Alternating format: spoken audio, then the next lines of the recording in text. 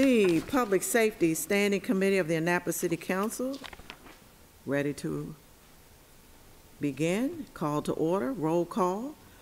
Alderman Fred Payon. Here. Alderwoman Shanika Henson. Present. And yours truly.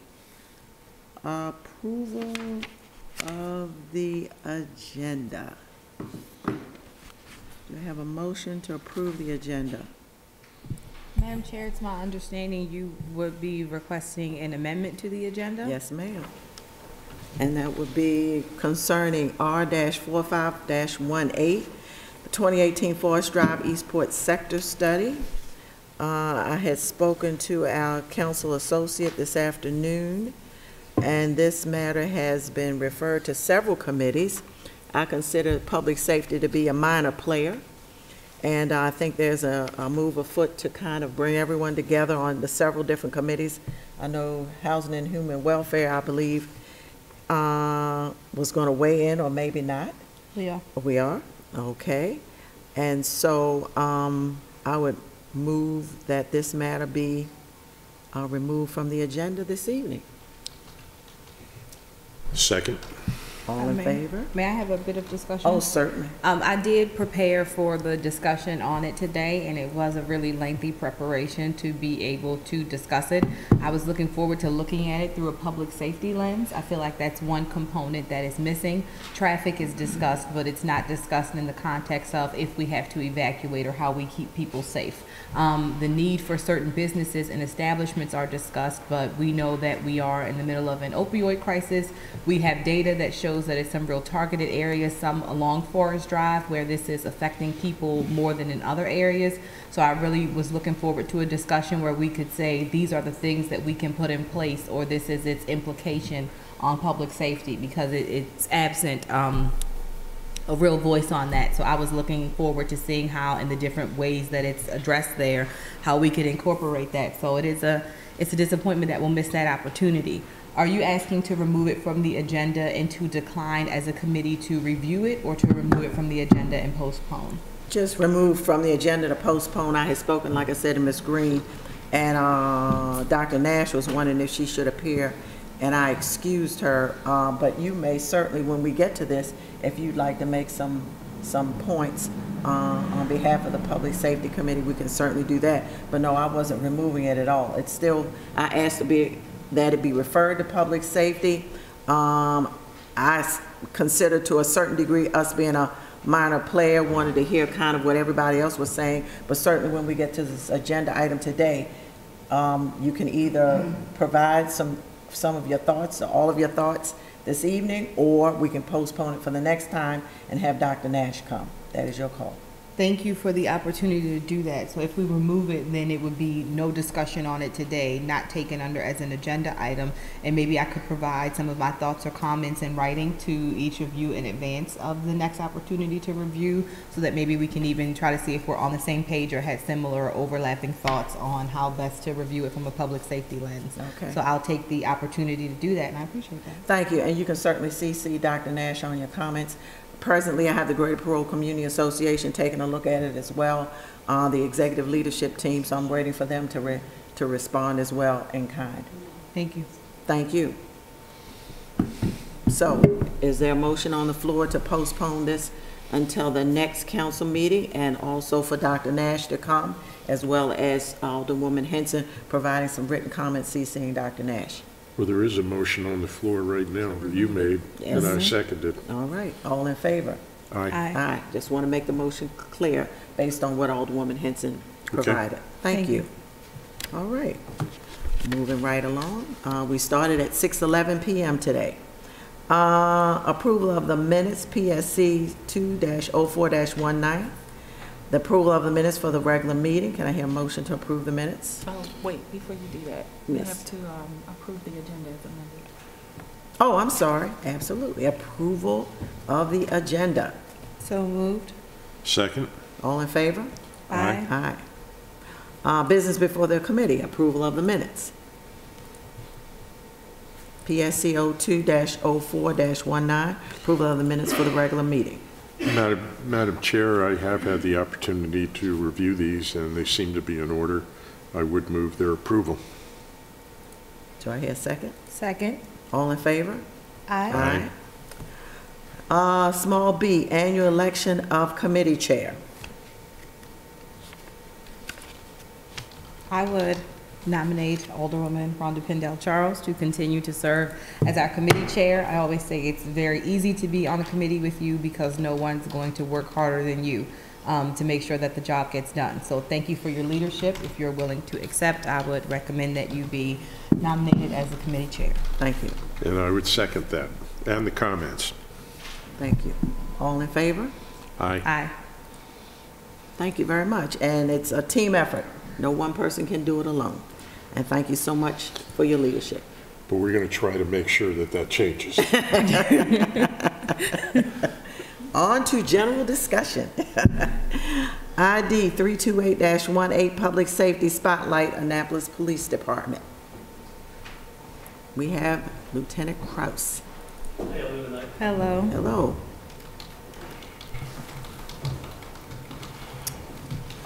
Lieutenant Kraus, Annapolis Police Department. I'm standing in for Chief Baker tonight.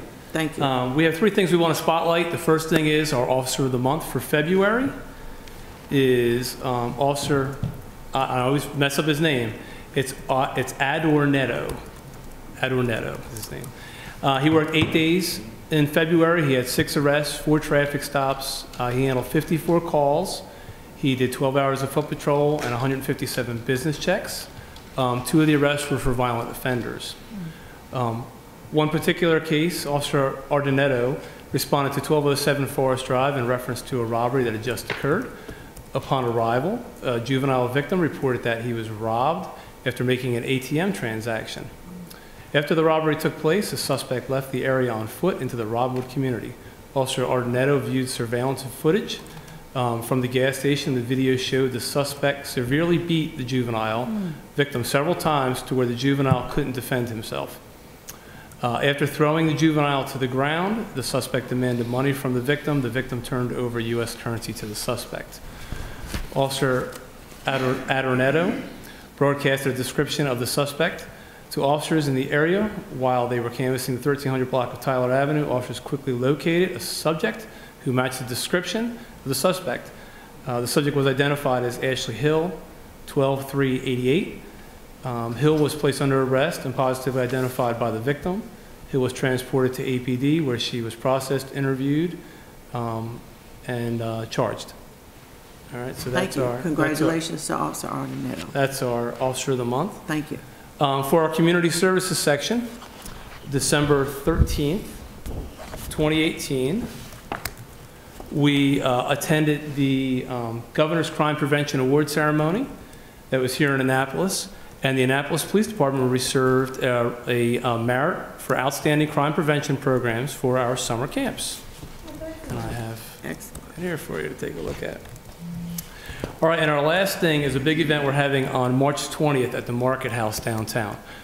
So we have a scholarship program that I started with the department 2 years ago to celebrate our 150th anniversary.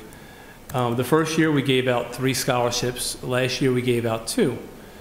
This year we were going to give out 2, and then we had an anonymous donor give $5,000 for 5 more scholarships to be handed out this year.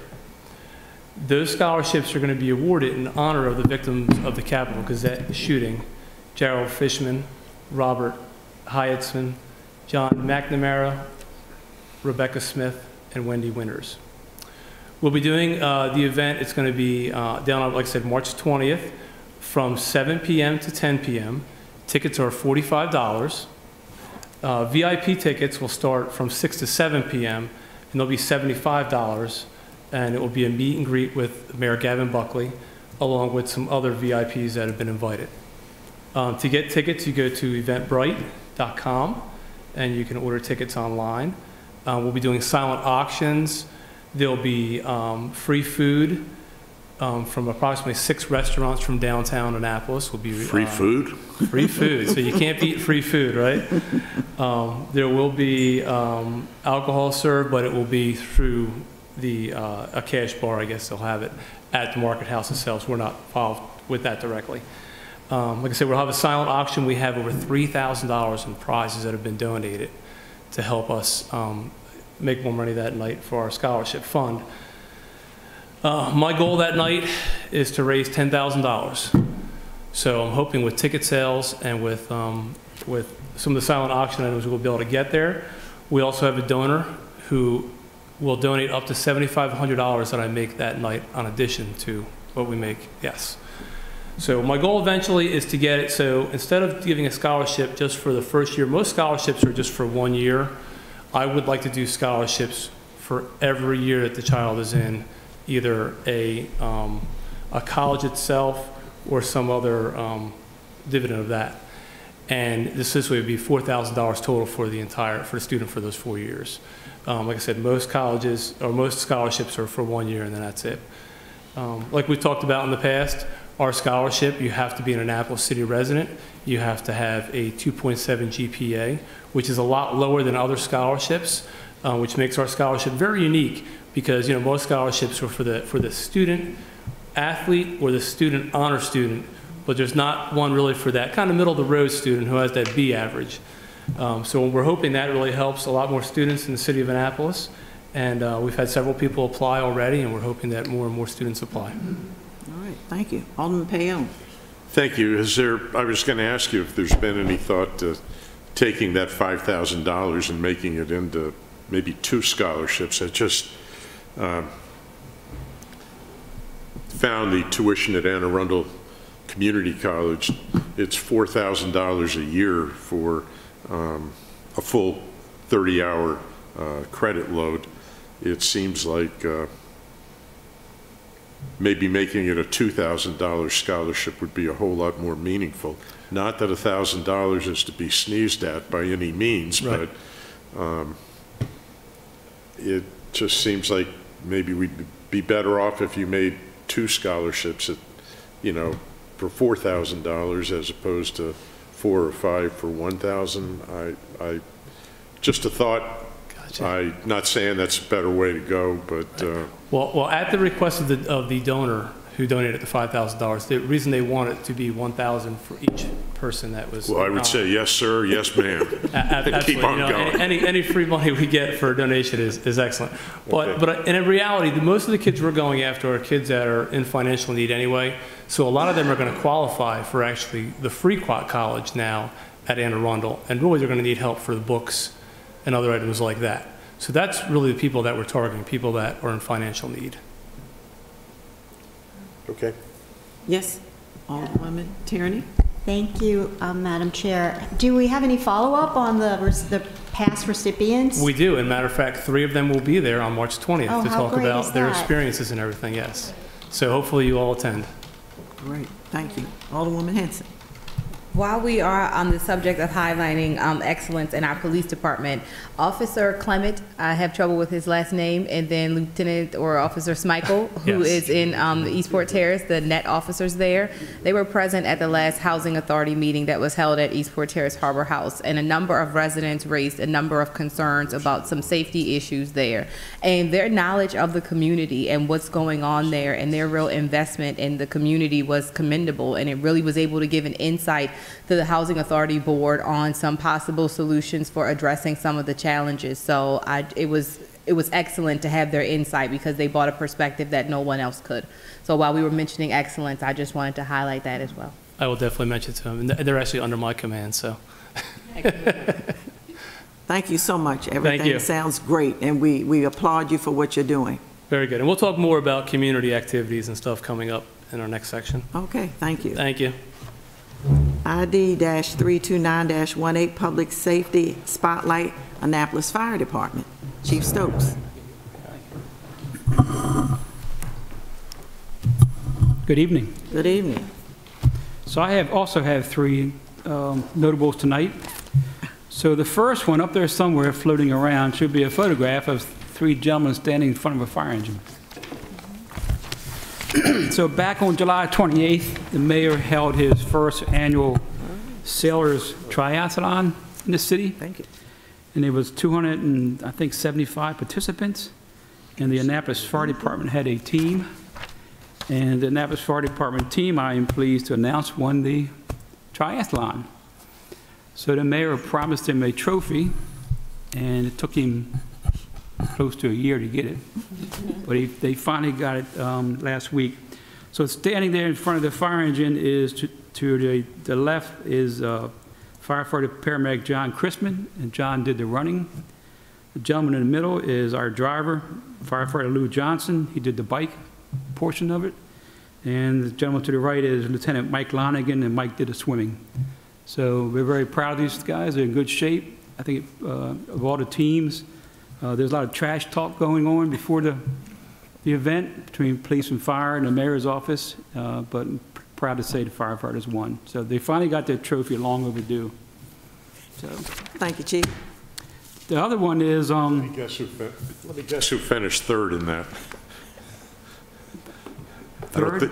I don't think it was public safety, any part of the public mayor's safety. office. Yeah. Yeah. I But he didn't- claims this year that he has a ringer, that Teresa Sullivan is going to do the bike portion of it. Bring Okay. it on. Make my day. I didn't want to suggest such a Yeah. thing, but I'm not arguing with you. So the next one is, I'd like to mention our quartermaster, Captain Scott Sabota. So back in December, just before Christmas, Officer Jamar Davis from the Annapolis Police Department had a goal. His family wanted to feed everybody at the Lighthouse Shelter. And he sent out some requests trying to seek some donations of various types of food and cash donations to help fund his family's endeavor to feed the Lighthouse Shelter folks. So I got his request, and I contacted our quartermaster, Captain Sabota, and asked him if he could help him in any way, because Scott has a unique ability to get people to donate things to the city. So Scott went out to Sam's Club, and Sam's Club donated every piece of food for that event, including the cakes, the pies, the hams, you name it, they did it.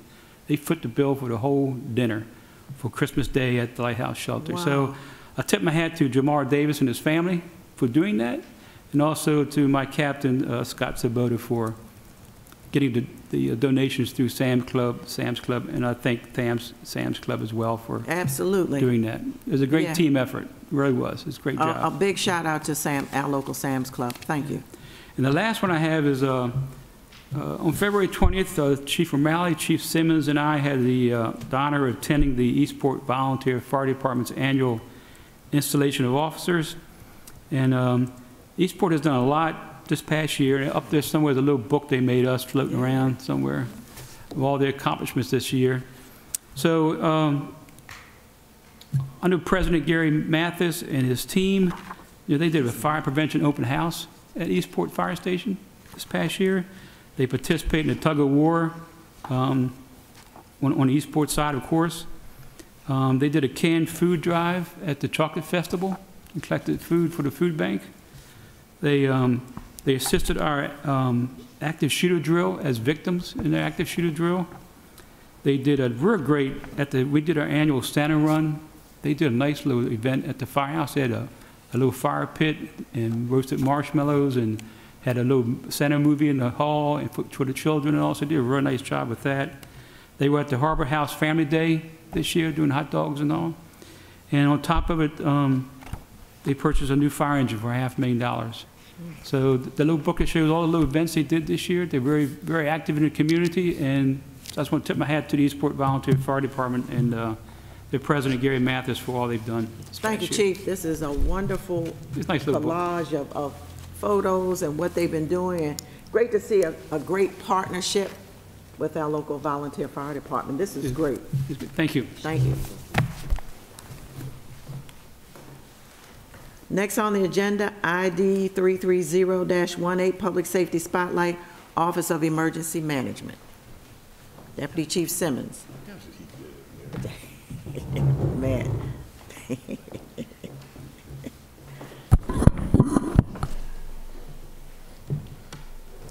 Good evening. Deputy Fire Chief Kevin Simmons, Good evening. Director of Office of Emergency Management. And I want to highlight Mrs. Rita Dorsey, Absolutely. a community member. On average, about 130 people die from overdoses in America every day. Just last year in Anne Arundel County, there were 1,083 overdoses. 166 were fatal. In Annapolis in 2018, we saw 199 overdoses. That's a 33% increase from 2017. 11 were fatal. Naloxone, more commonly known as Narcan, has been credited with reversing overdose and has been instrumental in curtailing many overdose deaths. The Anne Arundel County Health Department, the Annapolis Police Department, the Annapolis Fire Department, and the Office of Emergency Management have stepped up efforts to encourage and provide Narcan training to opioid users, their families, and community partners that work or may come in contact with people at risk of overdosing. So we've been doing a pretty good job with that. So today's focus is on Ms. Rita Dorsey, to my left. Ms. Dorsey works in Annapolis in the Woodside Gardens community. Ms. Dorsey understood the importance of getting Narcan training based on the amount of overdoses she has seen in her community. On January 30th of this year, Ms. Dorsey's training paid off. And I'll let Ms. Dorsey share the story. Good evening. Good evening. On January 30th, I was off duty on my way back into the community. I had remembered that I had left a heater on inside our pantry. So I went back to the community. As I was coming back into the community, African-American male, maybe late 50s, was lying on the sidewalk. His daughter was standing over top of him on the phone with the paramedics, and some children were standing around. I got out of my car, I run over and find out what was going on, asked what he had OD'd off of. He had OD'd off of heroin. I asked if anyone had Narcan, no one did. I ran into the office, grabbed my Narcan that I was trained on through the health department. In October 30th, 2018, we did Narcan training in the community. 18 people were trained and certified to administer Narcan. So this particular day, I had a Narcan, one dosage of Narcan in my office. I ran to the office, grabbed the Narcan, came back out, and administered the Narcan to the gentleman. He made a gurgling sound, but he didn't jump up like we expected him to. Children were standing around asking what was I doing, what was I putting in his nose. Paramedics came maybe 2-3 minutes later and administered the second dosage. That Sunday, this happened on a Wednesday. On Sunday, a gentleman OD'd in the back of Newtown, in back 20. And my thought was this, whatever the same heroin that person OD'd off was possibly the same thing, this one. And he had to take 2 dosages of Narcan in order to be revived. So I'm just thankful that I came back to the community to help the gentleman. That particular night, it was really, really, Yes. really cold, really cold.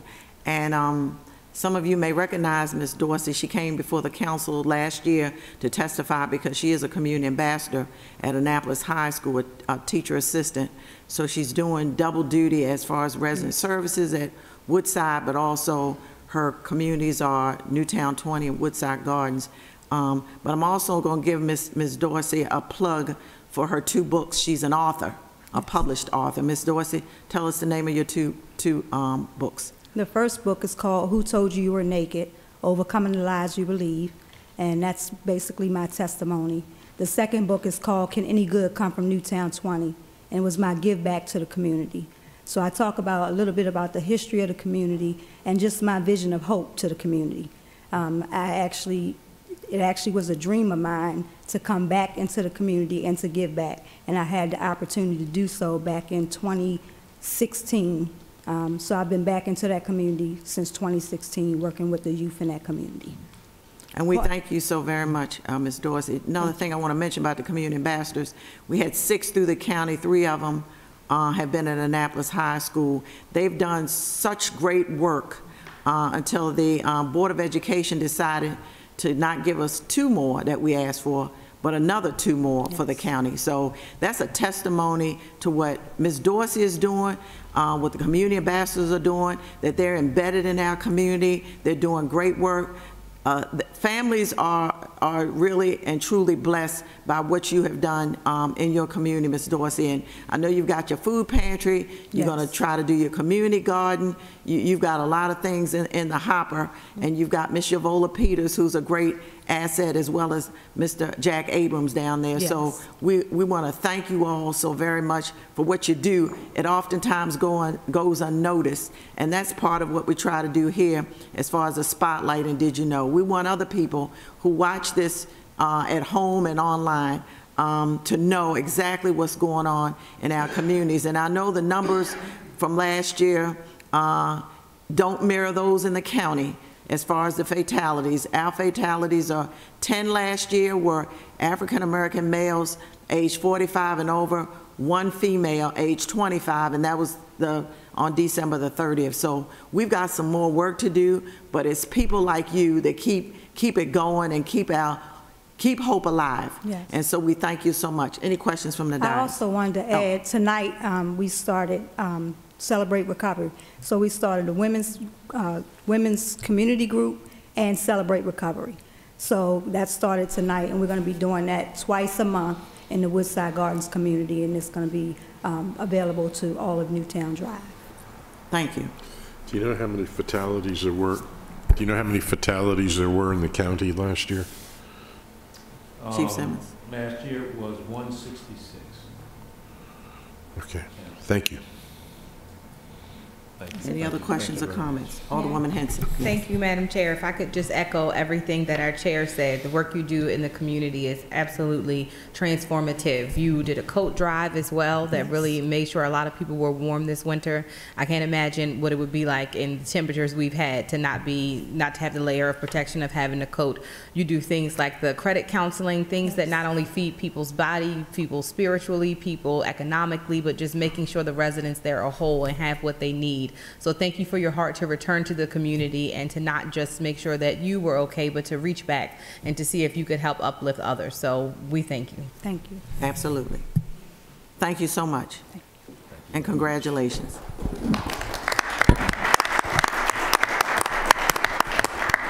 So you're seeing all the work that we're doing with the Narcan Leave Behind and all the training starting to bear fruit.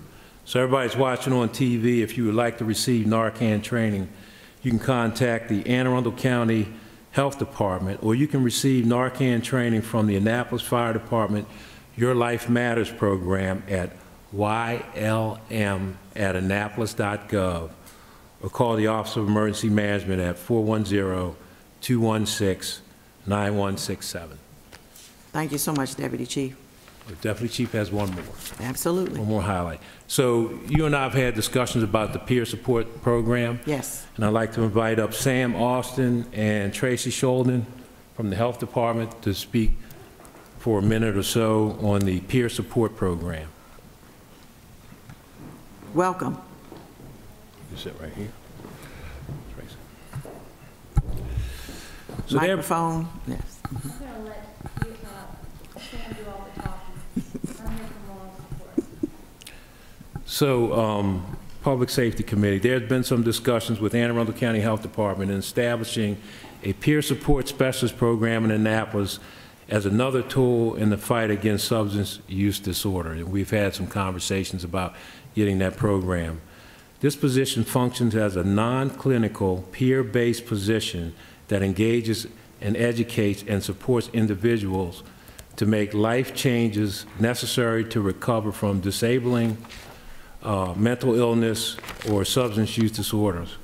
So we have Sam here, who's a peer support specialist. He's going to give you a quick overview of the program. Sam?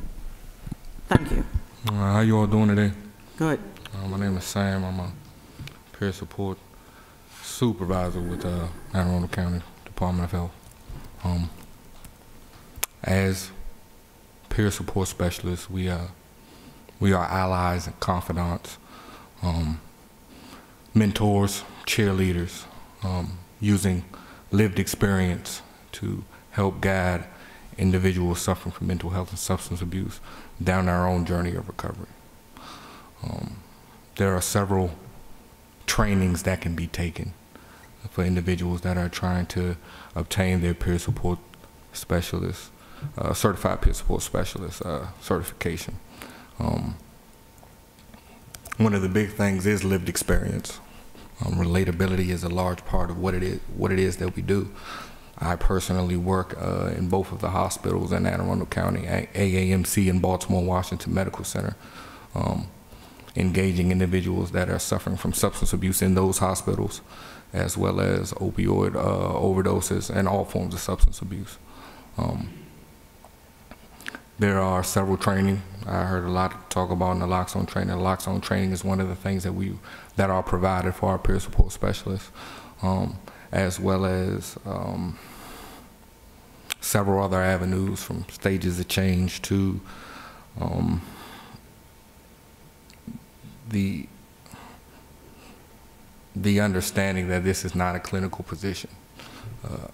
I think our position is so important because empowering the individual to take part in their own life is a large part of what we do. So we try to motivate. We try to motivate and assist them in whatever it is that they need, from setting up treatment to getting jobs, to finding vehicles, to self-help groups, to psychiatrists, therapists, whatever it is that they need to transition in this process. If I could add one statistic that shows the power Microphone. of, I'm sorry, if I could add just one statistic that shows the power of peer support in the hospitals, when individuals are met there who have overdosed or who have come in with severe withdrawal, are given referrals to treatment programs. Only about 10% of them, if they're not met with somebody, make it to a treatment program. But with our peers in the hospital, being able to meet with them at that point have increased that to 80%, getting them into treatment. So it's that experience, shared experience, somebody who's advocating for whatever recovery, their pathway for recovery is, and helping them, non-judgmental, not being part of a system, that kind of a thing. So to me, when I look at that statistic, it's pretty powerful. So Thank you. if Thank you both. Annapolis City wanted to get a peer support specialist program, what is the criteria to get it in Annapolis City if we wanted it? So we take referrals. I mean, Anne Arundel County takes referrals from residents in Annapolis, but if you wanted a specific peer, there are no requirements. Like, for example, I'm a licensed clinical social worker. You would need to have a clinical person there, but what we found is you can hire a peer, but they work better when they have a team for that kind of support. In the past, when we've put peers out, this was prior to me, so I don't know if Sam was working here then, but they would put peers out to a specific program, so they would fund a program and have one peer there, and we found that they were doing things that were not in their peer role because there wasn't someone there to keep the fidelity of the model. But you would just, it would be higher, I don't know, it would be hiring your peer. There's no requirement to have any kind of supervision or licensing. I think the cost of the program is about... Is that what you're looking at? I'm looking at the cost of the program as well. It's like $45,000. Yeah, so the average peer, we've actually just approved an increase to our peers. I told Sam hasn't gotten the official notice yet. Surprise, surprise. Put it out there. So we're really excited about that because we can't compete with Baltimore City or Baltimore County, but it's usually around $15, $16, anywhere from $14 to $16 an hour for a peer. So you take that, and then if you're going to have all that other kind of stuff, so it is about 45. Is that what you figured out? That's what I figured. You're doing good. Question, Alderman Pale. How does someone get into the program? I mean, how, I have a drug problem. If I have a drug problem, I want to get into the peer program. How does it happen? Do you take referrals from drug court, from Yes, we do. whatever? I just use that as an example, but or does somebody contact you directly? How does that work? We have a referral number. You know that number, 222. Perhaps you could mention that to our people watching tonight so they can either write it down or at least hear it. Okay. We have a referral number. That number is 410-222-7076. But we have peers in drug court, we have them at parole and probation, we have them at the hospitals, we have them in the jail, we have them at JRDC as well as Ordinance Road. We have several that are going to work with women and children with DSS. Help me out. We also have the chess program. We have other chess. What exactly, I guess, I'm not clear, what exactly is the program?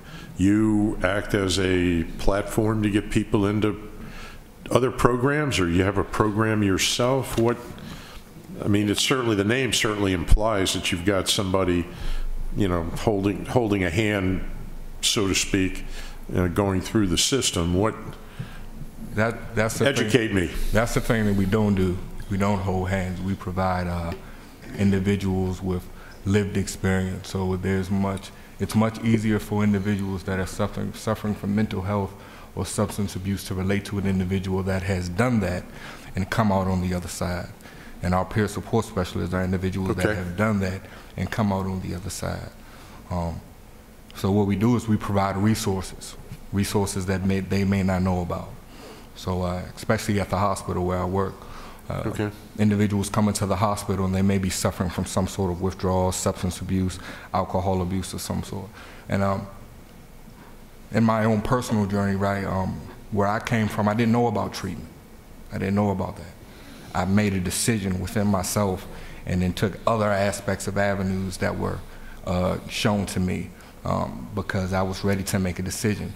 Well, unfortunately, some individuals are unsure about the decision that they want to make. There's a lot of fear involved, and there's a lot of other aspects that are involved in making a decision to change your life.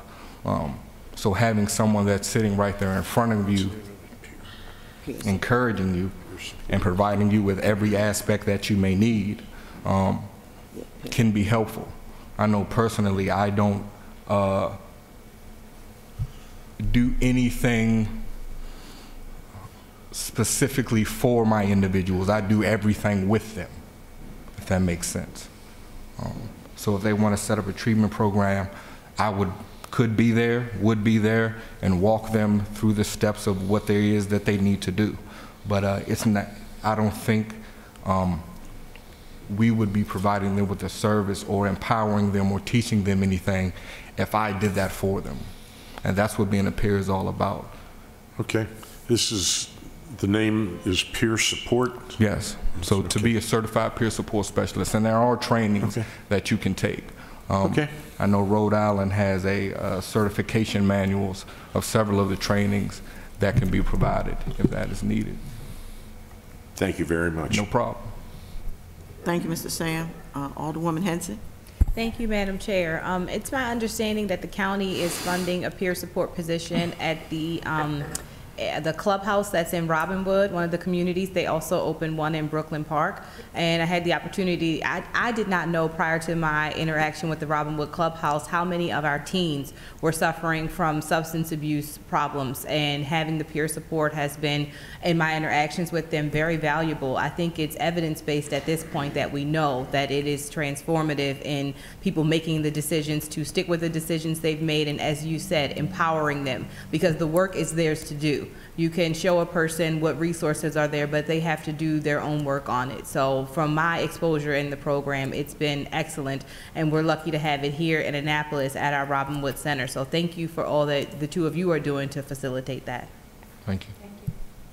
Thank you again. I'm so glad you all came today. We appreciate it. Thank you. Thank you. So we had some brochures. Can we leave them with you? Certainly.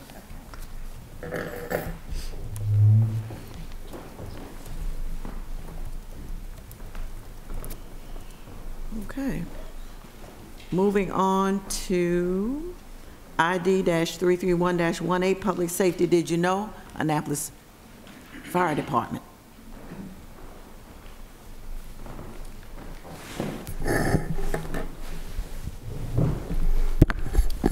Good evening again. Good evening again. So in the Annapolis Fire Department in the past, if you got promoted to an officer, lieutenant or captain or battalion chief, basically you were, one day you were a firefighter, the next day you became an officer, and we put you in the front seat of a fire engine with no training for that bridge to that different role. So a couple years ago, under Chief Simmons and Chief O'Malley's guidance, we started a officer development program. So when you get promoted, we pull you out of the field, we put you in a 2-week program to help you bridge from firefighter to officer, going from buddy to boss, more or less.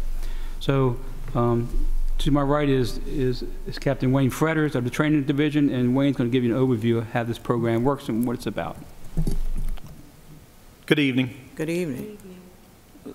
So as the chief said, around about 2014, we developed our original officer development program. So there's 4 promotions basically once you leave the firefighter position. The very first one is firefighter first class, and then you go into actual company officers as lieutenants, captains, and work the rank up towards battalion chiefs. In that 2-week program, we do everyone that has been promoted in that period, we bring them in, and we do an overview of our department policies and actually of our city policies as well. We hit on the workplace harassment and workplace violence. The firefighter first class is probably the biggest of awareness of this, is because we've gone from a firefighter, now that firefighter is in a spot where they could be in an acting officer capacity.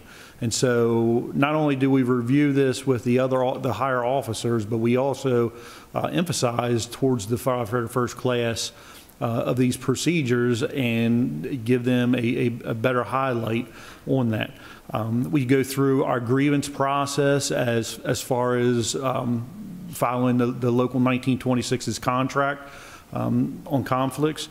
We also review our employee assistant program that's offered through the city. So one day that firefighter could be driving the fire engine, the next day they're responsible, and they could have been the officer that handled 888 Bestgate Road as the first arriving officer. So it's important that we bring them up to speed and show them the resources that they could potentially require. The other part we do is we actually take them to Maryland Fire and Rescue Institute up in College Park, and we do a fire simulator. And basically that program is we give them a portable radio, we give them an assignment. They could be an engine company, they could be a truck company. When we have the battalion chiefs in the process, they become the command officers. And College Park at Menfrey, we have pictures of residents, commercial buildings, and they can change the way that picture shows as far as a building on fire. And actually, and their setup is big enough where they make them actually change a room like they were doing a walk around of a building to see the different sides of the building. So as the person in charge and as the company officers are going through their assignments, they can actually change the graphics on the picture image to sit there and show more smoke, more fire, or the conversion that they're doing a decent job with it. So it's a great visual aid of going into this. It also allows us to hit on our command functions of what we expect at the fireground level. Our brief initial reports, they have to radio to the other units. Everybody is outside in a hallway. One person walks into a room and they start painting the picture on a radio just like we would do responding to a fire scene. And that starts building a visual or a mental picture of what could potentially we be going into. We go over our 2 in, 2 out policies, how to figure out their water supply, doing a walk around, which we would call a 360 report. And so they're basically developing their strategy and their tactics of what they want to accomplish and how they're going to accomplish to handle this incident. On as the different levels, every officer goes through that. So no matter if they've been a lieutenant or a captain, they're promoting up, we still run them through because now they're at a higher rank and they may have more responsibility eventually as the full-time incident commander. They also, all the candidates go through a minimum of a five-day ride-along program on the engines and ladder trucks. And this goes for the firefighter first class, the lieutenant, and the captain. So they're getting the station assignment and the visual of that. So at that day, they are shadowing a regular company officer, but they are making the decisions and they're getting the positive feedbacks of, hey, these are good things, and these are things I would suggest to improve later on. At that time, they do a company level drill of the day. They handle the fire database as far as completing any type of fire report on any incident they respond, and they also complete their what we call our day viewer, which our daily log of activities that acquire through. For the first class, we also introduce accident packages. Again, they can be in that acting role, so they need to be able to figure out how to submit accident packages, how to handle complaints, and we teach them how to prepare a monthly report at the station level, because at times the regular officers may be off or on extended leave through illness or of an emergency. At the lieutenant level, we emphasize on employee appraisals and evaluation, yearly performance evaluations. That's the first line of supervisor that is doing a yearly review on people. So we concentrate on that, and we also concentrate more, again, on the rules and regulations, both through our fire department operating procedure manual and the city conduct, chapter 7 of rules and regulations. So they are aware of how to handle a complaint, what happens if an issues are there, and how to actually follow the procedures for that. As a captain, they grow into a bigger area. So typically they're in charge of a division or a station, and we emphasize on how to report a station repair. So if a door is broken or the heating and air conditioning system is going on, they know how to sit there and make those submit and have the repairs. They're also in charge of tracking equipment requests. So it could be small hand tools for the apparatus, it could be vehicle needs and repairs, etc. They're responsible for our hose record management, our ladder records management, everything that we're testing yearly. They are in charge of reporting and getting things repaired or replaced if we find a deficiency in them. Another step that we talk about is our records retention and our fire reports quality assurance. The captains are responsible to go through and check and make sure every fire report is completed and basically all the I's are dotted and T's are crossed in that report, and it's submitted at the end of the month through the State Fire Marshal's office. When we get to the battalion chief level, there's a bigger spectrum of the training that they go through, as far as now they are the responder throughout the nighttime. So they go through what their access privileges are, through how they are increased, what their expectation level is that comes from the fire chief. They are explained their roles with their portable radios, as far as being assigned cell phones and other equipment, as far as being the need to be called back in, developing and working towards our department annual goals. And they also, the biggest portion of them, they're not riding a fire engine now, they're riding along with a battalion chief, and they do a series of about 80 hours in the city riding with a battalion chief, shadowing them. And then we also actually send them out into Anne Arundel County, and they do about 48 hours of ride-along time out in Anne Arundel County. So they're getting the experience, they're working with different individuals, learning their policies and how to apply them, and it gives them just a little bit bigger picture of different scenarios, as far as where we're in a city area compared to a rural area where water supply may be a lot more challenging at times. So that's an overview of our officer development program that we've been doing, and I think we found really decent success, and I feel like we've taken the stress off of our new firefighters as they've been promoted, especially the firefighter first class, because it's a difficult transition at times to go from riding or driving the fire apparatus to you're responsible that day. Any questions? Yes. I would assume that the length of training for each step is different or not? Initially, it's a 2-week period, and depending on the ride-alongs, like the battalion chief has a lot more extensive ride-along period and program background. So yes, not only once they get out of that 2-week period, they've got the core foundation of things, but they're still working on, they're assigned a task book, and as they are working with officers and things of that nature, they're going through, and as they cover a task, they're getting it signed off, and it's presented back to the training division for their file. Cost in the training, because our residents like to know, and I think we all should know, first of all, this is extremely important, and we need to know what is this costing our city as far as making sure that we're a first class, as we are, fire department. Chief, roughly? So it is expensive, because we're taking these firefighters and these officers off they basically come out of the field, not on shift work, not on day work, so we're paying overtime to backfill those positions. So I can't give you a dollar amount off the top of my head, but it's expensive, but it's cheaper than having them make a mistake, or worse than that, put them in a position where they would fail. That's the last thing we want to do, is have them fail.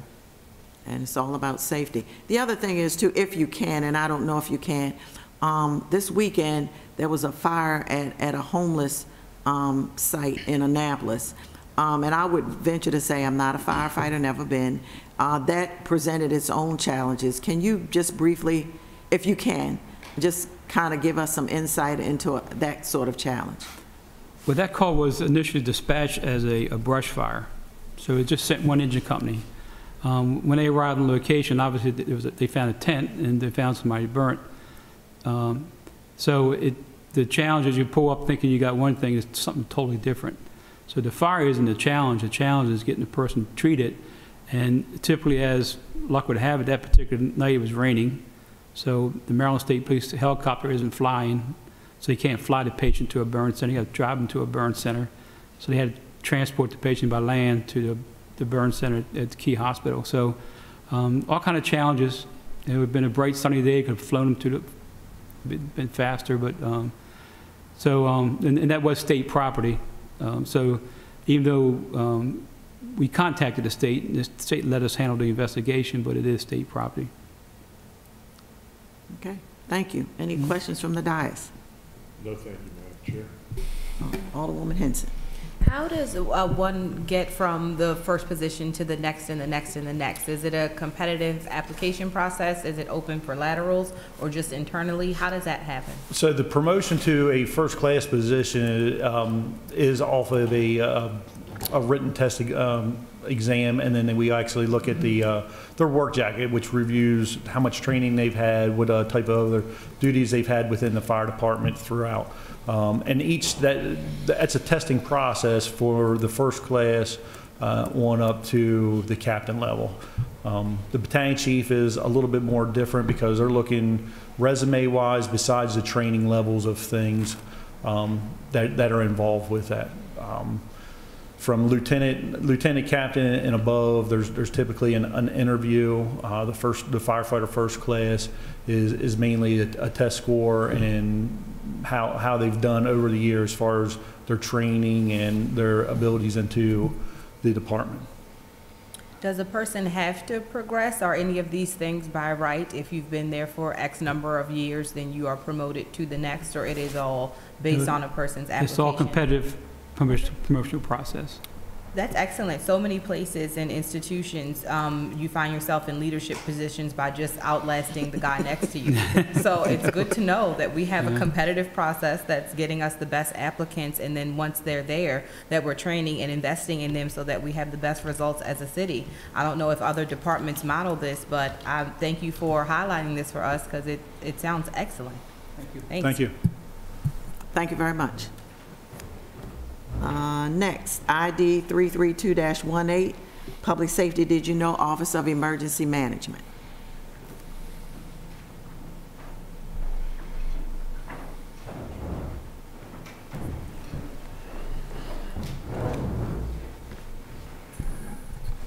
Deputy Fire Chief Kevin Simmons, Director of Emergency Management, back again.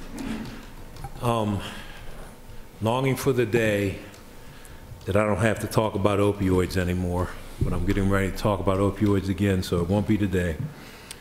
So the city of Annapolis has a few well-known programs for prevention and treatment of substance use disorder. Everybody knows about safe stations, right? Yes. Any person suffering from a substance use disorder who are ready to take the journey of recovery can go to a police station, a fire station, and take the first step for treatment. Everybody knows about the Naptown anti-dope movement. This is a grant-funded program that was developed by the mayor's office and targets areas with high overdose activity. The main objective is to have community engagement sessions that rally the community to eradicate substance abuse. And we all know about Your Life Matters. It's a fire department program that's grant-funded and provides education and training on Narcan and hands-only CPR. The Your Life Matters program is available to train Annapolis area, community, civic, and house of worship groups. But did you know, as of 7:10 this evening on March 4th, the Office of Emergency Management will be introducing a one-stop shop for all things substance use disorder. It's called OD Free Annapolis. It's a multi-resource site that will be available to the public to get any information that they would need about substance use disorder. So my emergency planner, MK Seborowski, is the lead on the project, and she will be discussing the aspects of OD Free Annapolis with John Barnacle. John is a grant-funded project manager for OD Free Annapolis. Now, OD Free Annapolis is made possible through a grant, I think, for $12,000, $10,000, and that includes a project manager on the project. So I'll turn it over to MK, and she'll talk a little bit about OD Free Annapolis. Okay. Thank you. Welcome. Good evening. So John is actually going to talk about creating the site and a little bit about the homepage, and then I'm going to get to what we call the bread and butter, which is the overdose dashboard. Good evening, everybody. Good evening. Good evening. So from your main page, as you can see up here, or I don't know if we have them back here, but the main page, you can go, we have right on the home page, you can go right to the OD Free site. Click on that, and it brings it right to OD Free Annapolis. Straight from the OD Free Annapolis, there's an immediate that tells a little bit what OD Free Annapolis is, and it goes right into Get Help Now.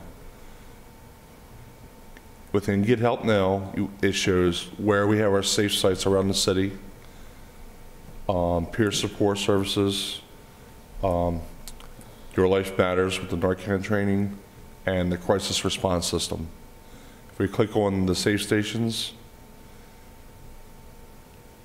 there's an interactive map that shows up that shows all of our safe stations, which are all the fire departments within Annapolis and the police station. Zoom in, and it shows everyone where you're at.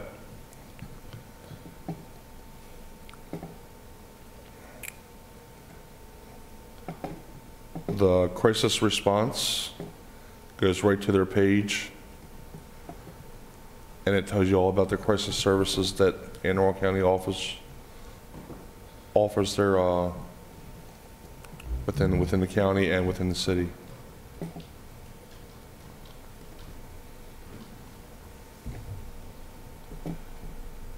We also have the harm reduction examples up here with the needle exchange, the fentanyl test strips, and all the information with that.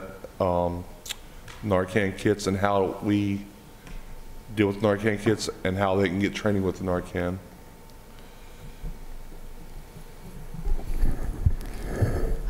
So John went over resources for those who need help now. We've got the Safe Station program, like he said, that is all of the fire stations and the police station within the city. We've got our crisis, which is Jen Corbin and Lieutenant Thomas, those of you who are aware, with crisis and some other resources. There's harm reduction examples, and then if you just scroll down, this is what we have been working on for a very long time. This is the brainchild of Sean Wampler from MIT, who's here tonight, and our office, and we take the data that Annapolis Police has provided. They've been great with sharing data with us, and we've put this into a website. So this is actually an interactive dashboard for everybody. One of the big things we kept hearing was people aren't aware of the information surrounding substance use within the city of Annapolis. Prior to this dashboard being created, and with the work of John Farley and Sean, we've been hearing everyone has only seen county information, nothing from the city. So hopefully this will fix that problem. So this dashboard is your one-stop shop. This is your snapshot of everything that's going on in the city right now in terms of substance use. So for example, if you look right now, it defaults to 2019, but John's going to change it to 2018, and 99 total overdoses with 11 fatalities. You'll notice that there's a red, green, and blue bar graph, which is the drug type, and it corresponds to the dots on the map that's directly next to it. So you can actually see the hot spots per drug type. If you scroll over, you can hit race. You'll be able to see different demographics. So you can see all the demographics for that, to include gender and age as well. So we'll go to gender, and then age. We do it by age groups and age ranges. And then if you click the last one, which is ward, this is for you guys. So this is the broken down by ward dashboard, essentially. So if you click 2, this shows you everything for Ward 2, Alderman Paone. So in 2018, you had 16 overdoses. Narcan was used 15 times, and you had 2 out of the 11 fatalities. So if we go to Ward 3, Alderwoman Pendel Charles, you had 33 overdoses, 23 times Narcan was used, and 2 fatalities as well. Can you go to Ward 6? Alderwoman Henson, you had 72 overdoses, Narcan was used 48 times, and you had 5 fatalities. So I have provided printouts for you guys for 2018 as well as 2019 year-to-date for your wards. I encourage you guys to go on this site, look around, see you know, what's going on in your ward. If you have any questions, you're always welcome to call. The public is welcome to call our Office of Emergency Management, 410-216-9167. So we want this information out there. This dashboard and website is mobile friendly as well. So you don't need to have a desktop computer. If you have a tablet, smartphone, you're able to see that information as well. So if you go to 2019, I'll give you a snapshot of where we are right now. So if you uncheck Ward 6, it'll default back to everything. So right now in the city for 2019, you're looking at 33 overdoses, Narcan being tracked as used 16 times, and 1 fatality. So we're not even 3 whole months in, and we've got 33 overdoses right now within the city. Everything about this is interactive. You know, we've met with community members, we've met with other public safety offices and departments, we've met with our public safety chair to really figure out, you know, what everybody is looking for. So we're hoping as, you know, popularity grows with this website and we're continuing to get feedback from the community, we can really tailor it to the information that people are looking for. We want people to use this information. We don't just want to display the information. So we're hoping that you guys can use this and really focus on resources as well. Could we get a copy of this? I have a copy for you. I'll be able to pass it out. Do you want to go ahead and use that? Thank you. I know we had talked about even getting, just drilling down to the numbers, but also the profiles of the people that we that are having the most difficulty. And we also talked about peer support specialists for the city and some other things that we believe are necessary. We don't have a health department in the city, and at this time it's critical. Thank you. It is critical that that we do some things that we have not done. We also talked about some persons who are willing to do testimonials, their own life story, and I think that really resonates with a lot of people. So we're trying to do and try different things to see, even through the school system. I mean, Rita being here. We're looking at all kinds of avenues. Also, the summit in Atlanta in April. 4 days. It's going to be a robust summit from what I could see from the agenda. We're going to all fan out and try to go to every one of the small sessions. I think that's going to be extremely important in coming back with some new ideas. So we're looking for new ideas, old ideas, ideas that work, because everybody is different and everybody's story is different. So we thank you all. Sean, big shout out back there to you for all your hard work. We thank you so very much for what you're doing with us and for us. Any questions from the dais? Alderwoman Henson. Thank you, Madam Chair. I don't know if any of you remember, but it's maybe a couple months ago, we had 2 doctors that attended our Public Safety Committee meeting, and they said that as physicians, they were trying to do their due diligence and their best efforts to make sure they were not contributing to this epidemic. They were really looking for data on how they could explain this to their colleagues and how they could be careful with the trust that they have in prescribing medications that sometimes may lead to an addiction. So having this wealth of information and this resource, the people that it will inform and the ways that it will impact the community are innumerable. I wanted to point out to my colleagues the numbers there for Ward 6. The Forest Drive sector study, it goes down Forest Drive and it snakes into Eastport as well. When you look at the data, and this being on a dot map, it really brings it to life. That the sector that we are studying in this very lengthy report does not address public safety. If we're going to plan for community character and plan for zoning laws and all those different things, I really feel like it's important that we take a look at what we can do from a planning phase to try to take some of the alleviate these numbers and to bring these numbers down. It's too concentrated to ignore. So I'm hoping that we'll get an opportunity to dive into it and see what we can do from a public safety perspective to plan for the future of Annapolis so that we can do our part to bring these numbers in the right direction, which is down. So thank you. Absolutely. And I mean, not to bring it up, but we have to look at how our budget is going to handle this, because this is extremely important, especially with certain communities. And I think, and sometimes we don't pay attention until it's a crisis. And I think looking at these numbers from last year and where we're headed this year, and even in the county, we're at a crisis level. The governor recognized that. But I think here in Annapolis, we need to realize that we're at a crossroads. We just can't simply keep ignoring this. In certain communities, it's too prevalent. And so we need to do something, and as my dad used to say, you can't go in a steakhouse with hot dog money. We're gonna have to put some muscle to this, and we must do this. This is for the life of our city. It affects some people too much, and Rita brought it home. I mean, right there. Talking about boots on the ground, that's boots on the ground.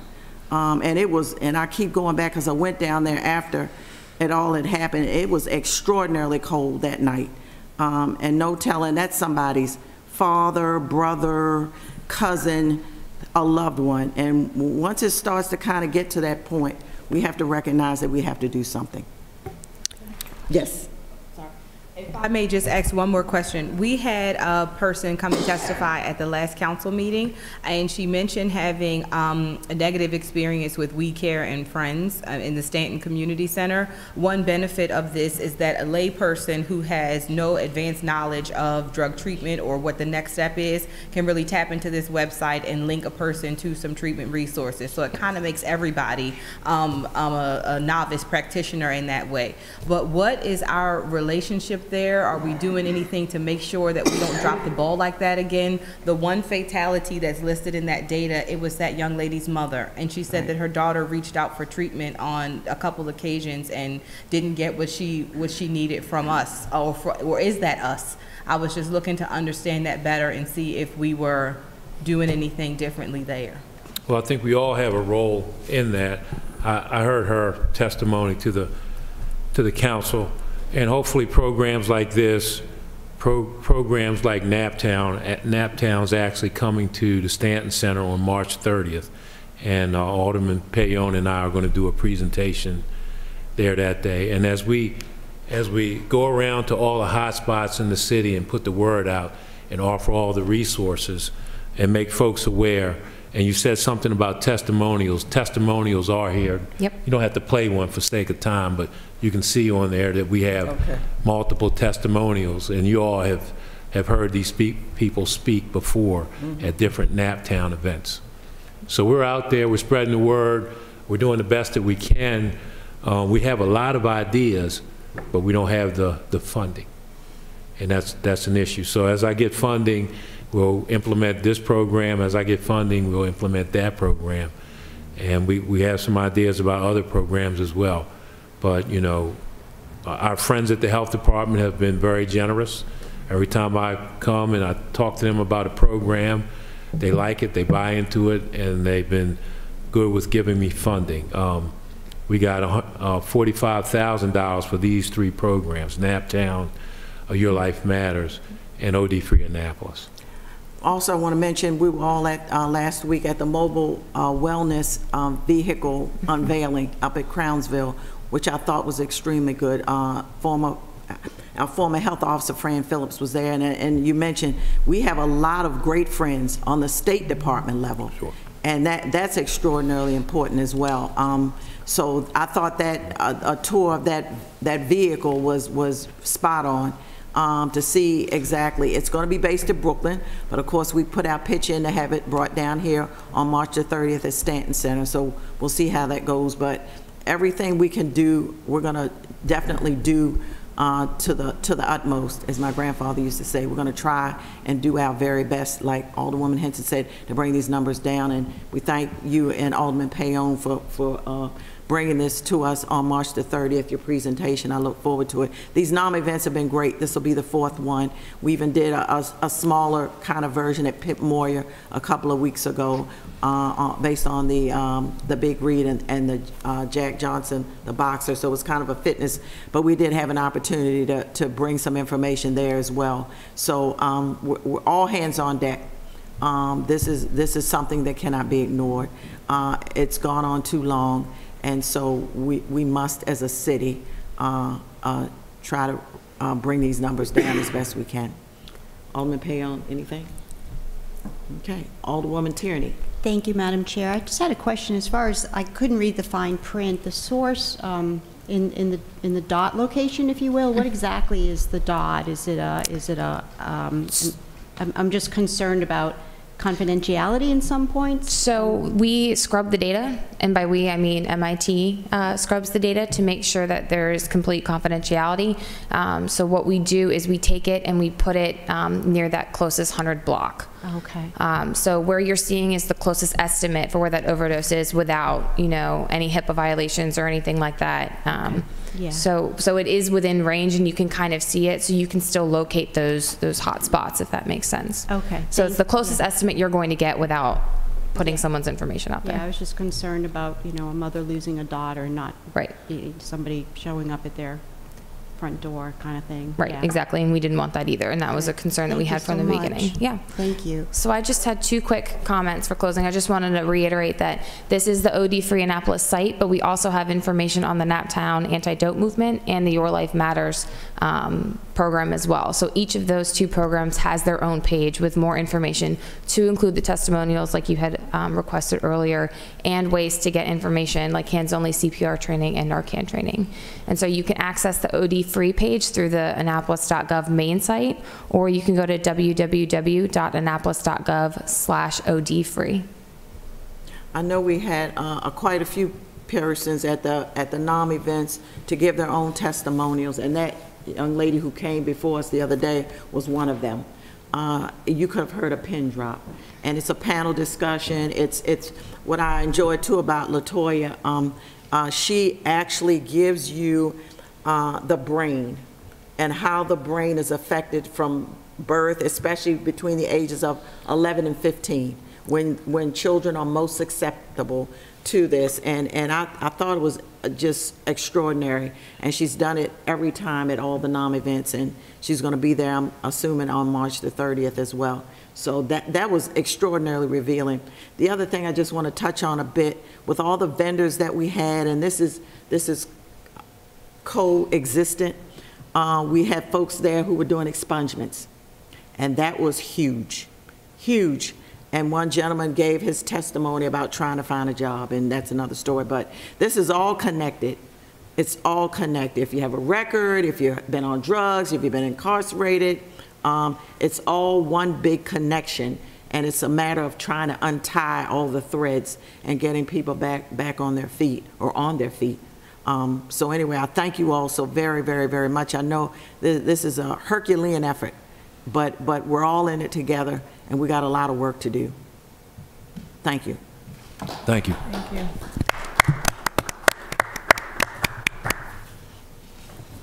Next on the agenda is ID 333-18, Public Safety Did You Know, Annapolis Police Department.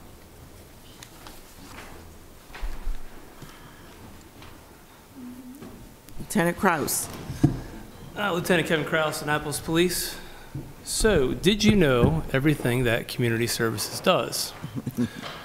Well, I have to start with saying that my officers in community service, along with myself, were very disappointed in an article that came out in the Capitol last week, because it basically said that we weren't doing anything, which is an absolute false. We are in the communities. We are doing numerous things. We have done more things than probably any agency, and I'll do the research, any agency in the state of Maryland is doing in reference to community service programs. Please understand that I think that was one person that was saying that, and okay. That does not represent the city in general, and certainly doesn't represent the feelings of many people on this council. I appreciate that. So, just to give you a little background. You weren't the only one perturbed. Thank you.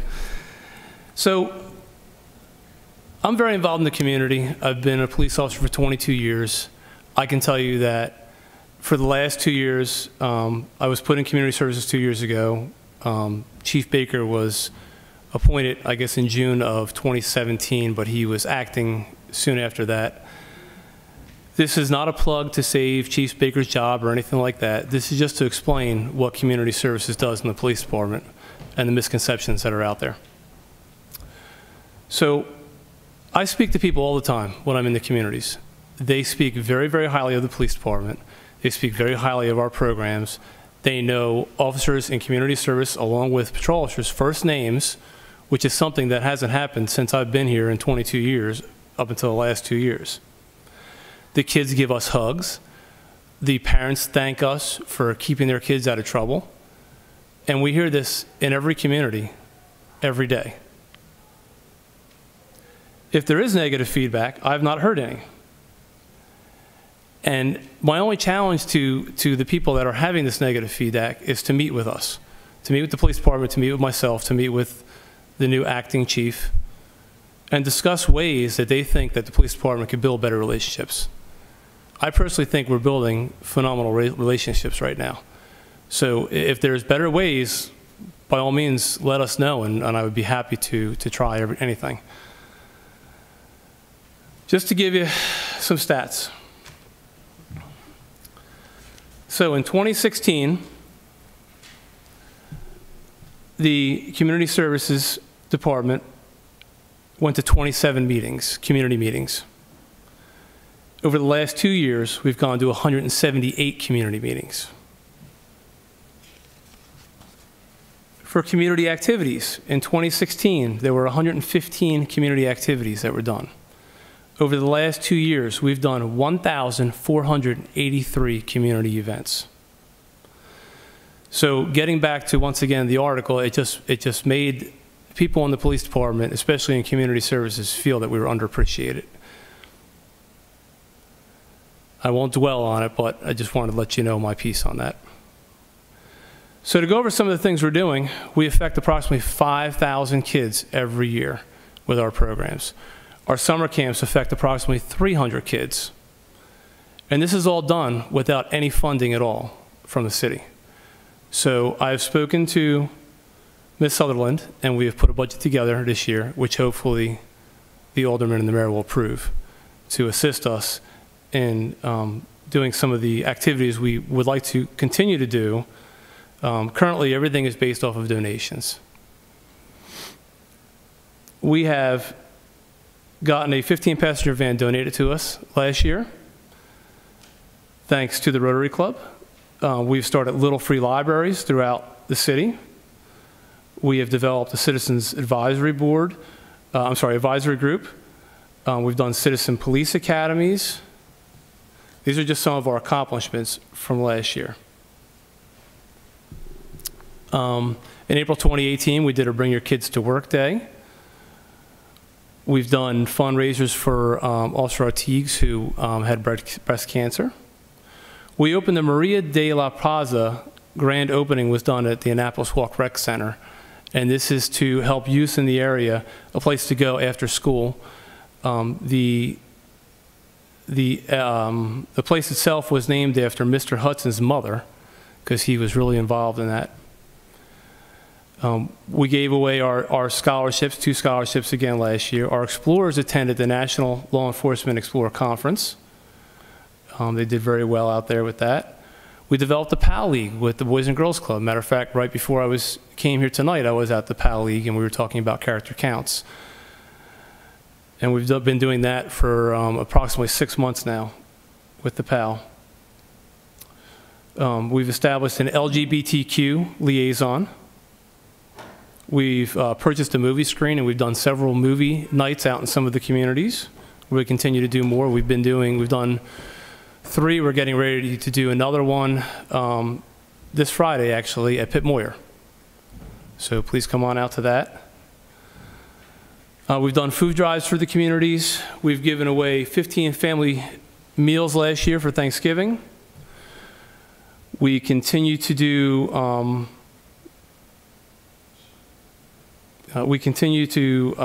do all of our things around Christmas time. We're taking kids with a cop out to buy gifts for their parents and stuff. We've had a Christmas tree that I actually purchased and placed in Robinwood. With the help of the cadets and some residents, we went out there, we dug the ground up, we placed the tree in the ground, and the residents came out and decorated it. They couldn't thank the police department enough for helping them do that. This was something that they had requested through HACA, but HACA just didn't have the funds to do it. My goal from this point on every year is to do a tree in every community. So next year we'll pick another community and we'll do another tree. So those are just some of the accomplishments that we had for last year. I can go over some of the other activities we do, but there's 872 of them, so I don't want to be here for an hour going over each one, but I'll just hit some of the highlights. So we're doing character counts in 5 of the schools. We're at Annapolis, Eastport, Mills Parole, Georgetown East, the Monarch Academy, and Tyler Heights. We taught a total of 206 class lessons last year. We're continuing to do it again this year. We're doing DARE in the Annapolis Middle School, Bates Middle School, and St. Mary's. There's 85 class lessons that we've taught there. We do kids club events. We've taken kids skating. We've taken them to museums. We've taken them to Orioles games, Navy baseball games, Bay Sox games. We have our summer camps. We did 11 summer camps last year. This year we're hoping to do 12. We did National Night Out at 4 different locations. We had over 500 people attend those events. We entered several parades last year, like we'll be doing again this year. We do tours on a regular basis to boys and girls clubs, to school tours, anyone else who would like just to come take a tour of the police department. We also have a ride-along program. If you ever want to come and ride along with the police department, all you have to do is send me an email, and I have to approve it, go through your background, and as long as you pass the background, you can go and ride with the police department for up to 8 hours to learn about what the police officers do. We do welcome back to school activities, and we do giveaways. We do back to school nights. We do backpack giveaways. We do Reading Across America. That was just on past Friday that just went by. We do a Joven Noble and an Oxley mentoringship camps, mentoringship programs throughout the school year, but we also do 2 camps in the summer. We do Easter egg hunts. We do trunk or treats. We do several Thanksgiving events like I had spoke to. We go out to different soup kitchens and we serve the homeless. We do Cocoa with a Cop. We do Coffee with a Cop. We do the Midnight Madness. We do Santa runs. We do East Forest Christmas parties. We do other parties involving different communities. We did badges for baseballs this year with PAL over at the Boys and Girls Club. This is just a few. Like I said, I could go on and on all night long. But I just want the public to know that we are out there, and we're out there busting our butts. And if there's any suggestions, we would love to meet with people and give us more suggestions. But I just want the public to know that we are out in the community. The community does appreciate everything we do, and that's about it. Thank you, Lieutenant Krause. I'm glad we have this Did You Know, because people do need to know what we are as a public safety team are doing, and I certainly appreciate you coming before us this evening. Any questions from the dais? Alderwoman Henson. Thank you, Madam Chair. Thank you for taking the opportunity.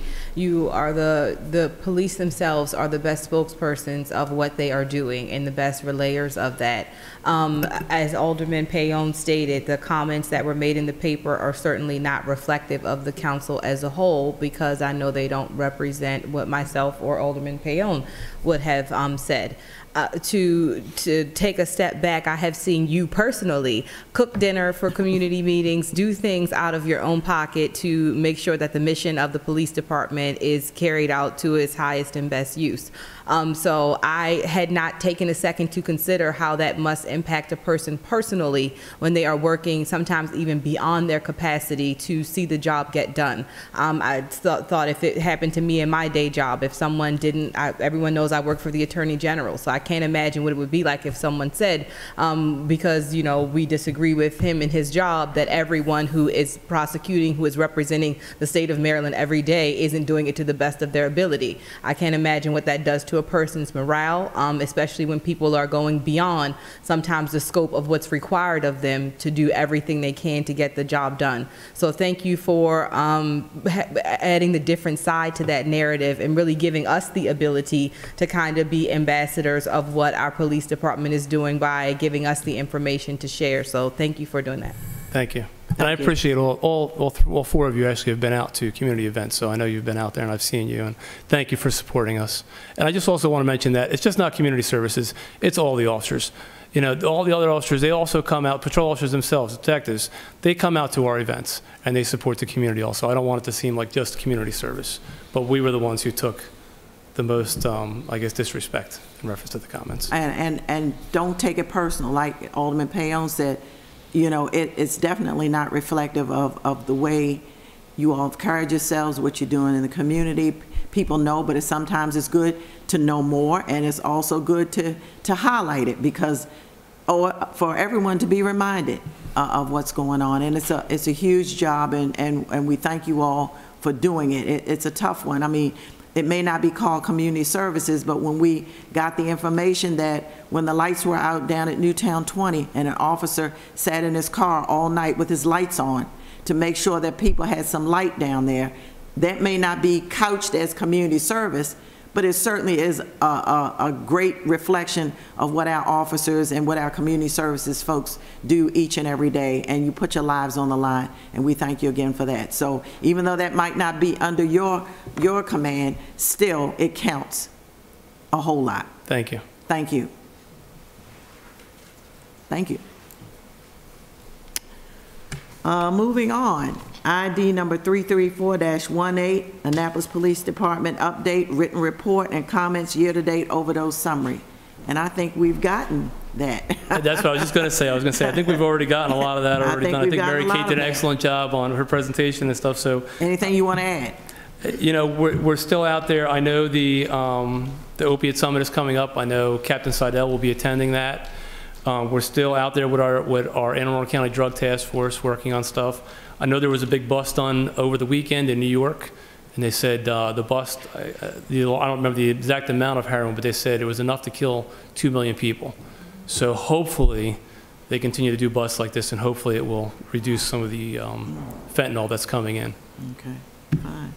ID 335-18, Annapolis Fire Department update, written report and comments, year-to-date overdose summary. And I think we've got a goodly number on that, but Chief Stokes will be adding to that as well. I'm back. Yes. So in front of you, you should have a report that looks like this. Yes. So I'm not going to go through the heroin OD issues, because I think we've been through that a couple of times. But the important thing I want to point out in this report is at the very bottom, it talks about the number of Narcan left behind. So our program is gaining some steam, and we're getting more in communities and doing the Narcan training, and we're leaving Narcan behind. And as you heard, that does make a difference. So this past month, we left behind with that 62 doses of Narcan out there on the street. So that's being funded by the health department. And hats off to Deputy Chief Simmons for getting the health department to donate those that Narcan to us. And on the next page, it talks a little bit about safe stations. We had 4 for the month of February. And there's a little chart there about the hospital alert statuses. And you can see Anne Arundel's doing better, I'm glad to say, looks like. So that's good. Our units spend an average of 1 hour sitting in the hospital waiting to get the patients off, but that's getting better. Good. And EMS fees collected for the month of February, $111,000. It's not bad.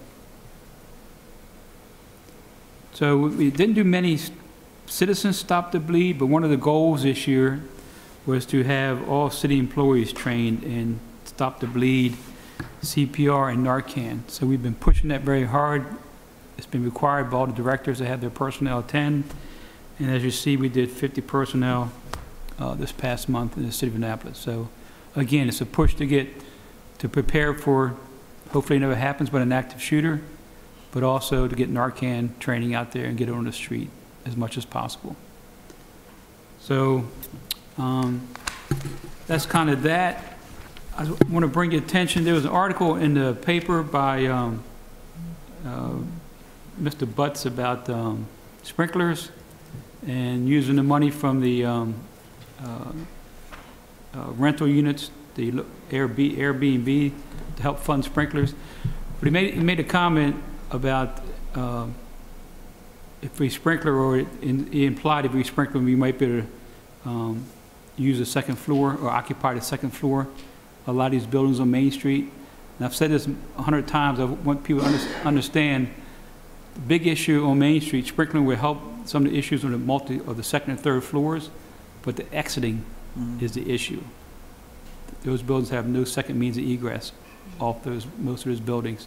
And that is a big issue as far as the fire code and the life safety code goes. So sprinkler doesn't always fix that issue. So just want people to be aware of that. And I sent this to you, to the chair. I'll talk a little bit about it, but the Polk County fire. So briefly what this was a fire in Polk County, Florida.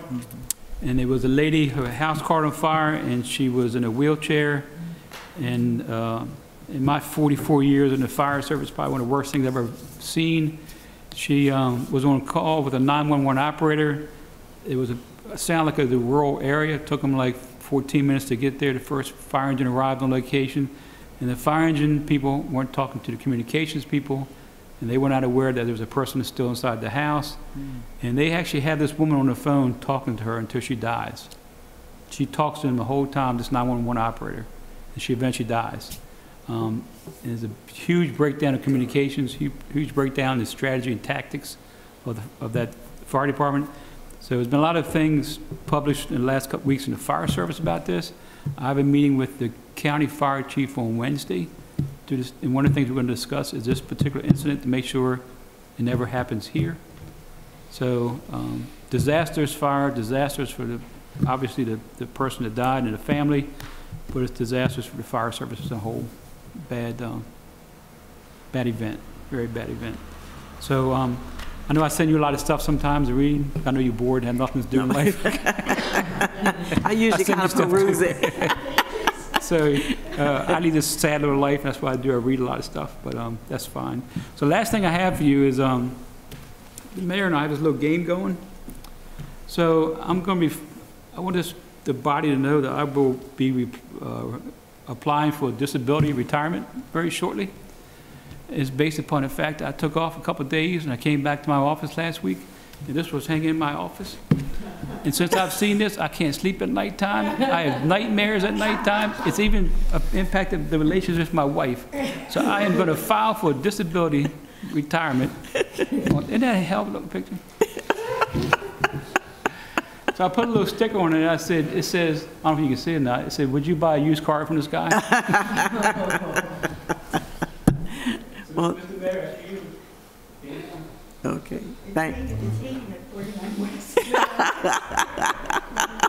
Yes. Chief? Hi. I was looking at the overdose. No, thank you. The overdose statistics, and it had one overdose from marijuana, and that prompted me to take a second to educate myself because I didn't know. And on the CDC website, it said signs of using too much marijuana are similar to the typical effects of using marijuana, but more severe. These signs may include extreme confusion, anxiety, paranoia, panic, fast heart rate, delusions or hallucinations, increased blood pressure, and severe nausea or vomiting. In some cases, these reactions can lead to unintentional injuries such as motor vehicle crash, fall, or poisoning. And that was something that I didn't know. Prior to this prompting me to take a deeper look at a marijuana overdose. So thank you for including that. I know the focus often is on opioids, but that's important information. So for whatever that was worth, I just wanted to highlight that because I learned something from that. So I learned something today too. So the one above that, that K2, that is apparently a synthetic type marijuana you can buy online. So we had a first overdose with that. Is it a controlled dangerous substance? I could not tell you that. Okay. Oh, wow. So it is not? It is not. You can actually buy it derivatives of S711. And we've had a couple overdoses. There you go. Oh, wow. Thank you. So, one thing I want to even bring to Lieutenant Krause's attention, and shows how things can get all kind of skewed, and Chief Stokes knows, and I mentioned him, it was kind of being spread that there was not Narcan on all vehicles, fire department vehicles, which was kind of causing a panic. Same sort of scenario, things start to sift through that aren't true, but we found out that it was not the case, of course, but it was causing a panic for people. So sometimes, for whatever reason, we can't stop things from being said or coming out. So just to kind of let you know, you're not in the boat alone. well, and to add to that, so our brothers in blue do annual in-service training every year.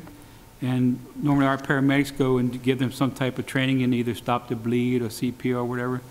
And the last 2 years they've done the Narcan training, and they're actually doing it right now as we speak in this process. But like last month, 7 doses of Narcan was issued by police officers, first on the scene. So Every single officer carries it. yeah, it's out there everywhere. Good. And the law enforcement brothers are using it. Great. So it's good.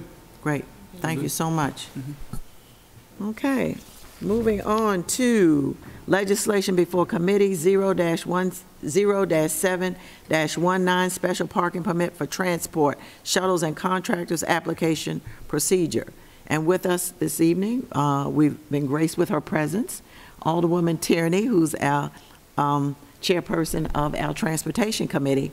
And I did go to her and to find out exactly about this piece of legislation, and she sent me an email. And I'm going to give you each a copy of what she sent to me regarding the legislation, because I figured she would be the one who could kind of give us a better rundown. And I ran into our director, Mr. Gordon, earlier today, in case anyone else had some comments, but I thought at the very least I would share what Alderwoman Tierney sent to me regarding this piece of legislation. Oh, thank you, Madam Chair. It's actually kind of funny because when Alderwoman Pindle Charles asked me, I was confused with upcoming legislation, so I gave her this whole, I thought it was on the temporary permit, so I gave her this whole one-page explanation, then I realized it was this one. And I just want to give you a little I guess the word is backstory to this, is that we have currently a process where if somebody has work done at their house, for a contractor to come to their house, that's funny, I was told I talked too close to it. If you have work, plumbing, etc., this is the reason for this permit, so you actually get it for a contractor to park in front of your house because space is limited in the residential district. And what we found is that they weren't being used and the contractors were having a heck of a time, you know, or people upset because the contractors were parked in front of their house and all that. So we just, we meet every other week with our parking management company, Director Gordon and myself, and this came up and we talked about one of the obstacles is that this 96 hours advance notice was a little complicated, you know, and sometimes people don't know they're having a plumber come, you know, that far in advance, and so we need the advance to give notice to get the, I don't know if you're, you know, you see this, the signs up that dedicate the space for this work, and so we simply changed the language of the existing legislation from 96 hours to simply 3 business days. Is that pretty much? That's exactly right. Oh, yay. Good evening. Rick Gordon, Department of Transportation. Good evening, Mr. The Gordon. Alderwoman is correct. The issue is getting the information in to us so that the signs can be posted in a timely manner. Beyond that, this has not been a problem for us. The bigger problem occurs when you put the sign out too far in advance and it's removed before it's utilized. But the 3-day notice is sufficient for what we need to do. Any questions from the dais? Alderwoman. You waited around all this time to tell us that? It's my job. Oh, let me say, it's been worth it. I'm here to support the Alderwoman. Not only that, I asked Ms. Alderwoman Pindell Charles if I needed to be here tonight. She said yes. Here I am. God bless you. No, it's been very rewarding. I think I'll come more often. This is a great committee. Any more comments, Alderman Perry? Well, I don't have any problems supporting this. I mean, to be honest, I don't think it's a really huge change from what we already have. There have been problems apparently in Ward 1, and I understand that. I think that 3 days is still easily sufficient time, and I'm ready to support it. I know we're probably not finished with discussion, but that's it from me. All right, thank you. Alderwoman Henson. Thank you, Madam Chair. I had 2 questions, one for Alderwoman Tierney and one for Director Gordon. Alderwoman, and I'll kind of pose them at the same time. Alderwoman, have you gotten feedback from the community members who might be affected by this on having to remove their vehicle with shorter amount of notice? If people are on vacation or if people have parked cars that they parked out front of their home, but they don't move them often, if you have people in the ward who may not drive every day, and if it may pose a hardship to the residents that would be affected by having to move.